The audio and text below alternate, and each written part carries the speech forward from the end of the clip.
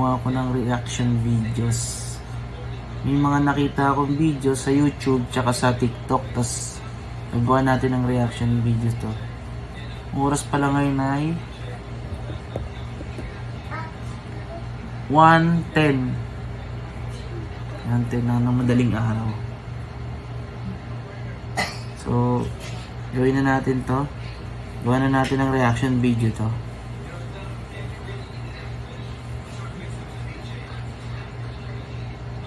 Yan. Okay. Play. A ghostly, translucent figure drifts into view, slowly gliding across the frame before the recording abruptly ends. Some believe this is real paranormal activity, perhaps the spirit of someone bound to that very spot by a tragic past. Others argue it's just a late-night walker caught at a weird angle, especially given the poor lighting and distance. But there's something unnatural about how smoothly it moves, and the precise moment it appears. Whether it's a haunting or not, this scary video has an effect that lingers, and it might just make you double-check your own surveillance footage the next time it pings at 3 a.m. Wait lang. Parang hindi naman to paranormal or parang tao. Kasi sumilip pa siya, oh. Sumilip pa siya sa camera. Play natin ulit. And the precise moment it appears.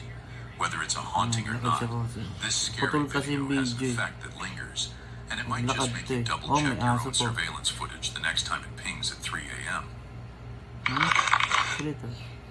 Yung aso, sumunod pa, lumapit pa nga sa Video kanya. has an effect that lingers, and it might just make you double-check your own surveillance footage the next time it pings at 3 a.m. Video. Dito tayo. Kasi gilid. Wait lang. Zoom natin kung totoo to. Hey. Parang nakakatakot naman, oh. Pumuhay pa sa kanya. Ganda ako naman. Piling ko totoo yan. Ito naman. Nakakatakot naman. Ganun parang hindi gumagalaw. Feeling ko ano to, eh. Poster lang yun, eh. Ito lang. Mga video yung makikita. Poster lang to. Ayun, no. Hindi naman. Kitang-kita naman, parang poster lang to. Dito to.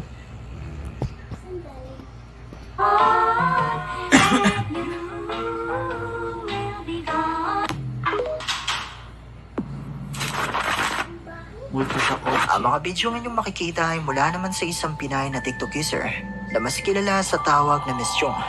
Nitong nakaraan ay kumakalat ang kanyang mga videos na kung saan ay may kung anong kababalaghan di umano na nangyayari sa loob ng kanyang sasakyan na nagawa niyang makukanan sa mga videong ito. Mima, parang minumulto nga ako. Pakita ko sa inyo, tumawag sa akin yung guard, nakabukas daw yung kotse ko. Itinitigan ko pa yun kanina, Mi. Kasi ganun na, kapag umaalas ako, tinititigan ko yung mga ilaw ng loob, gano'n. Tinitigan ko siya kanina. Grabe, Mi, ngayon pinababalikan ko dun sa parking, bukas na bukas talaga yung mga ilaw. Ang weird. As in, tanda ako na tinitigan ko siya, Mi. Tapos tumawag sa akin yung guard, sabi, bukas po yung mga ilaw ng kotse. Kaya paano ko yung ipapablessing ko? Tandaan niyo yung kamay sa kabilang video. Hindi mo lang basta-basta natatakot, may pero manalimutan talaga ako.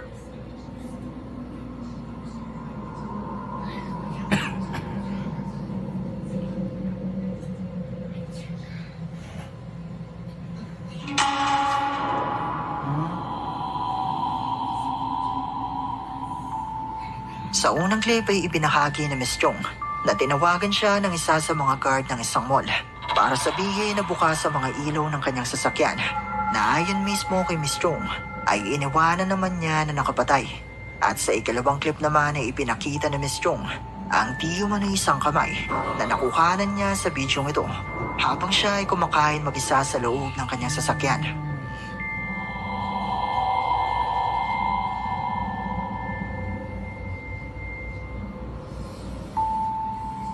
Jadi ko may tao sa likod. Matapos ang pangyayaring ito ay muling kumalat ang isa pang video ni Miss Chong.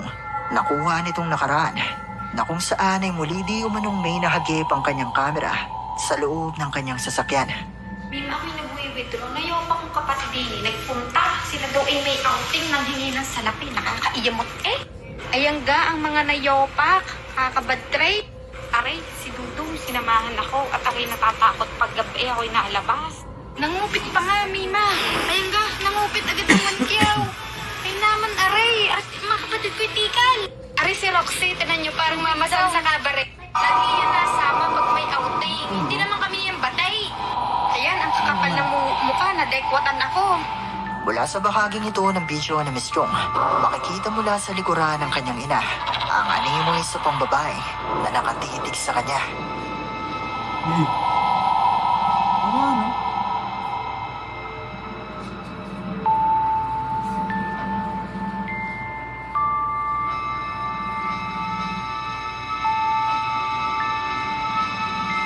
Matapos na kumalat ang mga bidyong ito ni Miss Chong, ay may isa pang video na nakalukay ang kanyang mga followers. Nakuha noong araw na binebendisyonan ng sasakyan ni Miss Chong. Narito ang video at pagmasdan mo ito ng mabuti.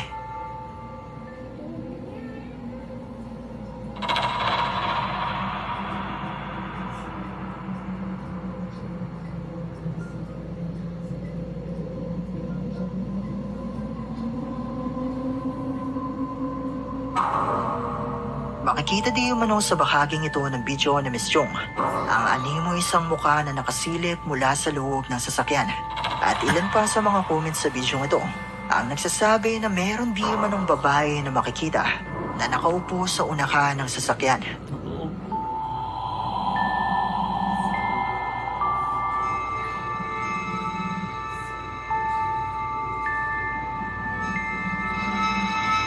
Saan? Nakaupo sa unahan. Ano naman ah? Ayon kay Miss Chong ay marami na di umanong nangyaring kababalaghan sa loob ng kanyang sasakyan. At sa tingin niya ay meron talagang kakaiba dito. Dahil maging ang kanyang kapatid ay nakakaramdam din ng kakaiba mula rito. Iyan ang sabi niya, Mima. Nga pala, isasabay ko na rin ang pagpapabasbas sa sasakyan mo. Natatakot na ako eh. Sabi niya, may multo ata dito. Sabi ko, bakit? Bago yan. Sabi ko gano'n. Sabi niya, may nakita ako nakaupo sa likod. As in, kita ko. Babae, mahaba ang buhok. Tas naka-white, naka-yu. Ano ka? Bitch. Hindi ako naniniwala. Wait lang. Yung video na yon. Saan na yan? Ito. Ito. Ayun. Ito. Medyo totoo. Creepy nga. Ang creepy yun ah. Talagang walang mata. Possible. Possible talaga na spirit. Video na nakaluk. Pero pagdating dito sa kotse, nakaupo. Wala naman nakaupo eh. Oh? Upuan yun eh. Oh, tapos yung may araw. Ito. Nakasilip mula sa loob ng sasakyan. At ilan pa sa mga comments sa video ito ang nagsasabi na meron di manong babae na makikita na nakaupo sa unahan ng sasakyan. Anyway, next video tayo. Once believed they were living in their dream house. Everything was peaceful until the sudden death of their beloved cat. The entire home has become a hotspot for terrifying paranormal activity. Despite reaching out to several professionals in hopes of explaining the supernatural events, no one could help. The reason? There was never any solid proof until now. Promise oh. One evening, while the rest of the family was out celebrating, Tignan ko ng Wyatt reaction heard video loud ko. bangs echoing from the basement. Driven by fear and determination, he grabbed his camera and made his way downstairs. And what he recorded is one of the most chilling ghost videos we've ever seen. Panoorin mo nga. You guys are hearing that, right? Aray ko. Nakato ko. Hello? Eh, Ever since our cat passed away, things have kind of been picking up.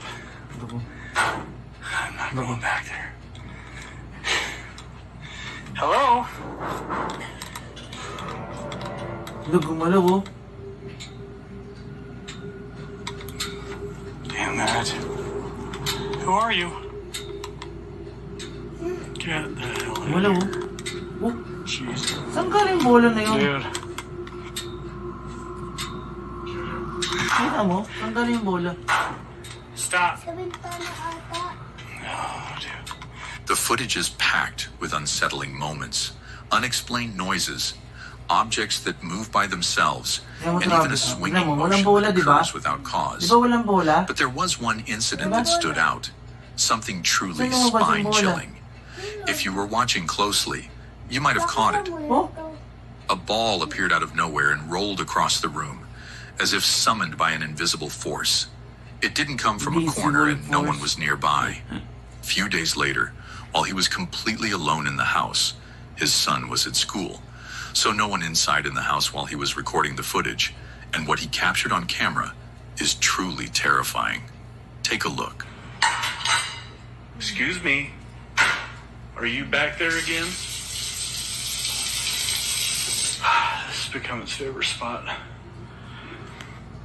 Now, and there he is.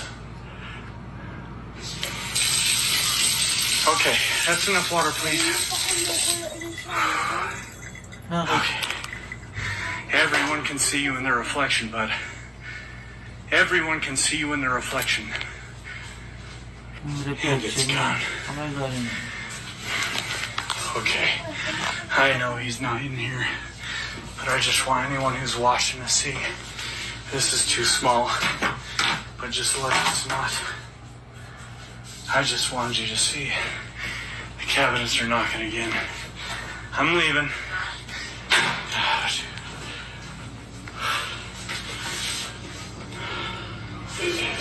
That's enough for today. The video starts with unsettling activity. Faucets turning on by themselves and small objects shifting as if pushed by invisible hands. While that alone was enough to send shivers down William's spine, the most terrifying moment came later. In the reflection of his refrigerator door, a dark shadow figure appears, slowly gliding out of view. Instinctively, William rushed into the room where it seemed to go. But when he got there, the room was completely empty. No sign of a person, no footsteps, just silence. The only conclusion he could draw was that he had just seen a ghost, and that realization shook him to his core. One Wala na video.